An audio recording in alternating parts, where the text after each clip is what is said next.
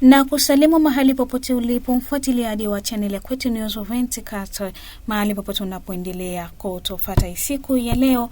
Karibu tena kupata habari zetu za siku ya leo kutoka Kwetu News 24. Na kuomba usikose kulike, kucomment na kushare ili uwe wa kwanza kupata habari zetu. Hii ni Kwetu News 24. Miongoni mwa habari tulizonazo ni pamoja na wafanyakazi wanaodai kuwa wametumia miezi mitatu bila malipo walifanya kikao Jumatano tariki 19 Agosti 2026 mbele ya eneo la ujenzi wa barabara ya taifa namba 30 huko Kiromoni, Uvira. Wanadai kulipwa mishahara yao ya nyuma na kushutumu kesi ya polepole ya ujenzi wa barabara ya taifa namba 30. Maandamano mengine ya umma yanapangwa kufanyika Alhamisi yaliyoandaliwa na chama cha wananchi MCLA hasa kudai majibu kuhusu malipo ya wafanyakazi na maendeleo ya kazi. Huko Uvira, uvumilivu wa wafanyakazi unaonekana kufikia kikomo chake. Marekani. Media wa jeshi la anga la Marekani amekamatwa tena baada ya kumkosoa Donald Trump. Media wa jeshi la anga la Marekani Jason Watson aliteuliwa mbaroni tena siku ya Jumatano, saa chache tu baada ya kutoa mahojiano ya kipekee kwa shirika la habari la CNN ambapo alimkosoa waziwazi rais wa Marekani Donald Trump. Awali, afisa huyo alikuwa amekamatwa mwezi Julai jijini Washington wakati akishiriki akiwa amevaa sare za kijeshi katika maandamano yaliyotaka kuondolewa madarakani kwa Donald Trump na makamu wa rais JD Vance. Asa alikosoa namna vita dhidi ya Iran ilivyoshughulikiwa. Baadaye, mashtaka ya kiraia yalikuwa yakimkabili yalifutwa. Katika mahojiano yake na CNN siku ya Jumanne, Jason Watson alimtuhumu Donald Trump kwa kukeuka katiba waziwazi na kwa vitendo vya rushwa. Kufuatia kuonekana kwake kwenye vyombo vya habari, jeshi la anga la Marekani lilimweka kizuizini kabla ya kesi katika kituo kimoja huko Maryland. Chad.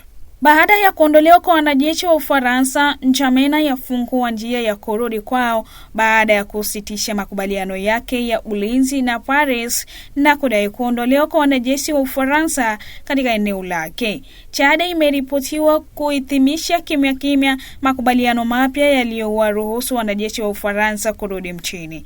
Kulingana na African News na wachambuzi mbalimbali wa kikanda, wanajeshi hao wangepewa jukumu la kutoa mazungumzo kwa wanajeshi wa Chad, kutoa ushauri wa kiutendaji na kutoa usaidizi wa amri. Kurudi huko kunaonyesha mageuko ya mafundisho ya kijeshi ya Ufaransa barani Afrika ambayo sasa yanazingatia uwepo wa siri zaidi inayolingana na maombi ya mataifa wa shirika. Tariki ya kwanza kwa mwaka wa masomo 2026-2027 umethibitishwa kuwa tariki mosi Septemba nchi mzima.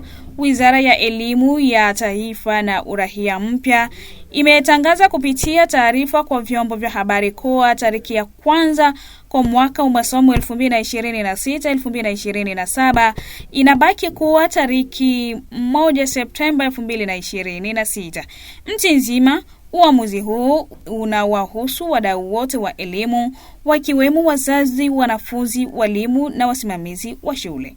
Kivu Kaskazini, gavana wa kijeshi Meja General Everest Somo Kakule ahidi kukutana na wanachama cha UDPS kufuatia shutuma zilizotolewa dhidi ya usimamizi wake kwa jimbo hilo na wanachama vijana wa chama tawala. Vijana hao wanadai haswa kwamba wasiwasi wao au shughulikiwi ipasavyo. Watu 5 wa familia moja walipoteza maisha yao katika moto uliozuka usiku wa Jumatano Agosti 19 hadi Alhamisi Agosti 20, 2026 kwenye barabara ya Pere George Defour katika kitongoji cha Nkamfu cha wilaya ya Kadutu jijini Bukavu. Kulingana na taarifa zilizokusanywa katika eneo la tukio, waathiriwa walikuwa baba, mkewe na watoto wao 3 wakiwa wamenaswa na miale ya moto. Hawakuweza kuokolewa kwa wakati licha ya wakaazi kuingilia kati walioathiriwa na kilio chao. Miaka 15 na kadhi za kulazimishwa imehombwa kwa waziri wa zamani wa sheria Costa Mutamba na mratibu wa zamani wa Freevao Chancellor Balukola Osoni katika kesi iliyohusu madai ya ubadhirifu wa fedha za umma. Dola bilioni kadhaa zinahusika, ikiwa ni pamoja na dola bilioni 14 kwa Congo Energy, dola milioni 2 kwa ajili ya dhamana ya kimataifa, dola milioni 1.24 kwa ajili ya Divosar na dola 1,200 kwa ajili ya bunge la mkoa wa Chopo. Msikilizaji wa Kwetu News 24, ni hapa ndipo tunaweka nukta kabisa kwenye habari za hii siku ya leo. Na kuomba pia usisahau kulike, kucomment, kushare na kusubscribe ili uwe wa kwanza kupata habari zetu kutoka News 24. Kwaherini.